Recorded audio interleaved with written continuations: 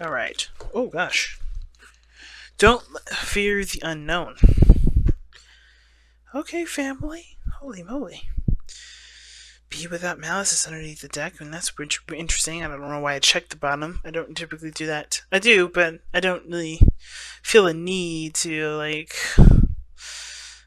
I guess implement that too much because it's an oracle deck. But interesting. Every message is an important message, isn't it? So very interesting. So already what I'm getting the concept of is that there's definitely a change of perspective that's needed here. And the part that's a bit of a hang up is that this change in perspective I think is something that you get. This perspective that you guys are looking at needs that you guys needed time to really understand thoroughly. I kind of get the sense that the only problem is now surrendering to that is the hard part. Embracing that new perspective is the hard part. I think you guys already know what the changes need to be made. You guys already know what changes need to be made, what things need to be adjusted, what stuff needs to be rearranged. A way of seeing something needs to be readjusted. But even embracing that kind of adjustment is still very difficult to do. Mostly because you don't really know how the turnout's going to be if you embrace that sort of perspective. You just know that where you are now, what you're doing, how you see things, how you believe things is not conducive to what you're trying to do in your life. Now, the reason why I say that is because do not fear the unknown is really what it means. Don't let the unknown get you down or get you to get you back up. The unknown is nothing more than just a blank canvas for you to create what you want. But that may be, with the perspective changing here that the hangman can suggest, or the alteration in one's points of view, it can make the unknown a little more makes that white canvas a little bit more sketchy because you don't know what paint to use, you don't know what you're going to go into it with, but it's a blank canvas. You still, it's whatever it is what you want to use, you just figure out how that works out. And a lot of times, especially considering that we don't like to go through that trial and error to figure out how things work and how things don't, it can be kind of scary to kind of figure out what the outcome could be in our head. That's why it's so important to never live in the future, live in our minds, but to live in the present, okay? So do not fear the unknown. Do not let fear corrupt your judgment or make you think that something's not going to work out, because the unknown is the unknown for a reason. You don't know. The unknown, it doesn't have any sort of data, so you can't utilize estimations. Not really. You can estimate all you want to, but until you do it, it's not, you don't know if it's going to work. You don't until you know the information, until you don't do things that require some sort of data to be made. You don't know. Okay, so be careful of letting the unknown make you fearful. Okay. Now, in the past, you had the Two of Pentacles. Two of Pentacles usually talks about juggling two pentacles. Well, juggling two ideas or two options that are both great in value, but which, of course, the biggest kicker with the Two of Pentacles is about figuring out which of the two coins are of value to you. Because you can have two coins here that mean something, right? They're cool. But until they mean something to you, they're pretty much pointless. So I feel like for you guys in the past year, there was a lot of trying to keep up, things, trying to keep things in order, keep things balanced out. And I think at the same time that, that balancing things out was really just kind of like a stand-in for you guys to figure out what you guys wanted to do. So very interesting because Taurus had this card here, and then Aries had the Six of Swords here, I believe. I think it was Aries. I don't want to, hopefully it's not Taurus as well. But the thing is that, there was a little bit of distraction mode here with other things that, of course, did need to be taken care of, that did require responsibility and stuff like that. But it was a distracting tactic to keep you from basically making a decision that was that can be kind of hard to make because you don't really know how either one of these are going to turn out, right? There are real options. There are options that does affect your physical day-to-day life. However, how they're going to turn out you don't really know. So I feel like in the past year you ended up coming up with that decision, right? You end up coming up with a decision. Yes, putting aside the this the things that you're juggling, and that's where the adjusting the changes are coming in at this moment. No, surrendering to a certain perspective, realizing what doesn't work for you, seeing things from a different side or a different point of view, and embracing that point of view to be able to release it now. The same time, I kind of feel like for a lot of you guys, there was distractions here, period. There may not have been a decision made, which is why death is coming up, because you're realizing something is not working now, some things are not serving you. That, I think, this distracted period, in a way, was a way for you to look at a situation to see what you needed to see to be able to make space for something new to come into your life. Like, again, you're not doing anything to bring something new in. you're I shouldn't say that. You're not actively bringing something new in. You're clearing space for something new to come in.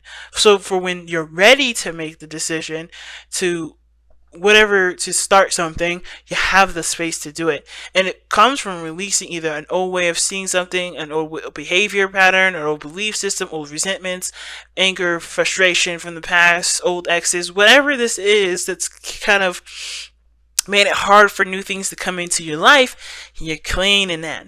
You're sweeping the floor. You're done with it. You know what I mean? You're putting it in the dustbin. You're throwing it in the trash. You're done with it. Or you're trying to be. But the thing is that this kind of perspective and way of being has kept you safe. It's kept things stable for you. It's a way that's kind of held you down for a while. So it's kind of hard to kind of go and change something that's kind of made your life a lot easier. But it's also put your life on a standstill and it no longer serves. So it's like noticing what does not serve you. And the hard part is the changes. Not just to let that go, but to embrace something unknown. Okay? Because the chariots come up in the future, I think you're going to be freaking great with it. Whatever comes in, you're going to work with it. You're going to feel very much in control. You know you're going to be in control of it. Because no matter what comes in, you guys are going to be able to handle it. Because you see the situation as something that you can handle. But right now, it's really just like, oh my goodness, if I let this go, if I change this up, how is this going to work? How is this going to be? How is my life going to turn out? How is this relationship going to be okay? How am I going to be okay in this relationship? Is that other person going to be okay in the relationship? Don't worry. Everything will, you will figure things out as you go along. Don't let the possibilities keep you from changing or adjusting to the changes. What's interesting is that your best path to follow is the Page of Wands. The Page of Wands usually talks about, a spark of passion, that a little bit of fun and excitement. So I feel like for some of you guys, you may have been either focusing a lot on work, focusing a lot on the practical things, really trying to kind of get your responsibilities handled out, but that in a sense was neglecting a lot of your other needs, which may have to do a lot with why there's a lot of things that are coming into play with changing your perspective and changing the way you see things and changing what you do based off of your belief system and how you see things. Because maybe there's a certain perspective, maybe, and it's really weird, and hear me out, maybe there's been a lot of people or feedback from someone or people or someone else or whatever, whoever you're dealing with, that's saying maybe that your stress is spilling out and it's projecting itself onto other folks. That's just an example. That would call for you to acknowledge what's going on emotionally instead of using work to distract yourself from what's causing you that grief in the first place to make you do that work. So I feel like death is actually clearing away what you're doing as a distraction to keep you from looking at why you feel a certain way. Which is, again, the unknown really can also indicate, fearing, drowning in your emotions. Okay. Now, Earth signs, you guys are known for kind of putting your emotions and your feelings on the back burner and handling things that are important or intangible here and now. But until you guys focus on your emotions, those problems are never really going to truly be situated or solved because they're not being done in a manner that is, it's not being done in the sense of like, in a way that's conductive and conducive to being effective, if that makes sense. Oh god. Hopefully I made sense there. It's just not effective. Okay, it won't be effective until you look at why you're doing them, or what you need personally for yourself. To handle yourself, you can honestly hash out what these situations are, really create some effective balance. But until then, if you're using it as a distraction, are you really, able to effectively like change or to address or to provide stability and structure to these issues? Probably not, because you're using these problems as a way to, to just kind of take a break from what you've been feeling. And I feel like the biggest thing is that these distractions are no longer working, which is why this is why you're having to look at your emotions, and it's hard to do, especially if they're hurtful things, especially things from the past that you haven't been able to let go of, because the cards are indicating that there's a lot of pain, resentment, or otherwise, is death in the Six of Swords. And the Page of Wands is asking you to take this moment to not only express yourself, express those emotions, to just be real with yourself in the moment and be like, hey, you know what? I'm still pissed off, and the reason why, and et cetera, and looking at what's going on and what's bugging you. And it's also having a little more fun. No longer drowning yourself in work to to cover up what you're not trying to look at emotionally. Because that will give you the control that the Chariot is suggesting here. That's what's going to help you, make you feel more empowered, make you feel like you're balancing your situation a lot better, a lot effectively and efficiently, because you're no longer using these issues to keep you grounded. You're now allowing your emotional self to express, to be open, to be human, to allow yourself to be human, and allow yourself to just address what's been bugging you, so you guys can really come up with some efficient ways to handle the situation that's coming up, as well as feeling more empowered and feeling less stressed out. Okay, so I really feel like this is like a balance for everything. Work, play, time for yourself, finding a good balance. But it comes from removing the things that are no longer able to help you in any way.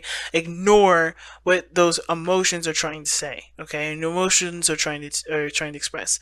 Right? Now, at the same time, the unknown doesn't have to be emotions. It could just be that there is a distraction, like you're distracting yourself from making a decision that you don't know the outcome from. And the Page of Wands is saying, just, don't, instead of looking at what the possibilities could do, the wrong things, what could go wrong, or even just what could go right, allow yourself to just figure out what you want to do and go for it. Take the steps and just go for it. Don't worry about overthinking it or making sure it's the right decision, because any decision, as long as you put your heart and soul into it, can be the right decision. It can turn out beautifully and successfully, but it requires you to just pick something and go with it. But it's interesting that the Page once comes up like that, because that's a card of fun. That's a card of being child, like tapping into your youthful energy. Okay? And death is letting something go, moving on, leaving something behind, and allowing and making space for something new to come in, like the Six of Swords would suggest. Six of Swords and this Death card are actually, in my opinion, are pretty much the same card. The only difference is that Death is on an extreme note, where it's kind of like it's affecting your day-to-day life in such a really big way that there's nothing really to do other than to release what's been keeping you from being able to allow new things to come in. Whatever, to clean the area that new things can pretty much, take up the space of, that will actually make you happy, versus what's been keeping itself there. Yes, may have worked for a while, but no longer serving you in the way that you want it to serve you. So the Six of Swords is about moving on to new pastures, and being, finding a better environment, a better path in life. The Six of Swords can also indicate, like I said, leaving the past behind. Moving on. No longer letting the past predict or tell you how things are going to be. And that can be kind of scary, because if you're literally moving on from the old, where things were predictable, it's gonna put you in a position where you're gonna experience some new stuff. You're gonna be put in a situation where you're gonna see some things from a new perspective, and You're going to have to, figure out what you're going to do with those new things. But I don't think it's a fearful thing. It's also something to look forward to. It can be, like I said, with Taurus, I think, or was it Aries? It's also, I can't remember which one it was, but it's something to look forward to. But the part that's biggest with the Six of Wands is Six of Swords rather, is the leaving it behind part. Growing from that situation, expanding your horizons. Now your hopes and fears is the Three of Wands, and I feel like you guys hope for what you guys have, been manifesting, whatever it is that you've been expecting, whatever you've been putting your hard work towards. I feel like you guys really hope to see that come in. I think you guys are either waiting for something to come into, like I said, you've been putting hard work into. I think the fear is that you kind of, you just kind of be sitting there left waiting forever. But the biggest thing is that in order for there to be the return of what you want, there has to be work done in the meantime, which is pretty much focusing on yourself, looking at what needs to be forgiven, what needs to be moved on from, what resentments may or may not be serving you anymore, or what situations, what patterns, what behaviors, what lifestyles, what kind of structure you have, what that situation is doing for you, and how that's going to help manifest things that you want into your life. There's always something that you can do here with the Three of Wands instead of just waiting. And I feel like what you guys want is success, is you want, to feel more empowered and feel more strong. But it starts by leaving behind the things that no longer serve. Okay? Now, what's interesting is that your outcome is the Nine of Swords. And that Nine of Swords is talking about knowing, it's all about, the worries, the doubts, and the stresses. That's not a word, but I think it's funny to say. All the stress that's on your mind. All the things that are conjured from your mind, from the stuff that you've been through, that's even developed and even created all these stresses and doubts. That's what you're cleaning. That's what you're clearing the air of. That's what you're seeing a different perspective of. You're having more hope here. Page of Swords. Getting more information, and now I think you guys have gotten more information to now be able to leave behind an old perspective, surrender that old way of thinking, and embrace a new way, so that success can come to you because you are moved on from whatever the stress was from the past, or the stress was, whatever this has caused the stress. Forgive it, move on from it, leave it in the past, and travel to something new, to embrace a new way of being. The unknown is, like I said, a canvas to create whatever you want. And instead of seeing it as something that's scary, see it as an opportunity for you to be the person that you want to be, or to have the relationship that you want to have. It's a hard one, especially if if you feel like it's been saving your life. This now is not. Now it's just now fulfilling you. So you guys have surrendered your belief in scarcity. The universe is asking you to open to the infinite nature of abundance. In this way, you can remove blocks in your life and succeed beyond your wildest dreams. I believe it. Yeah. That's literally what we were just talking about.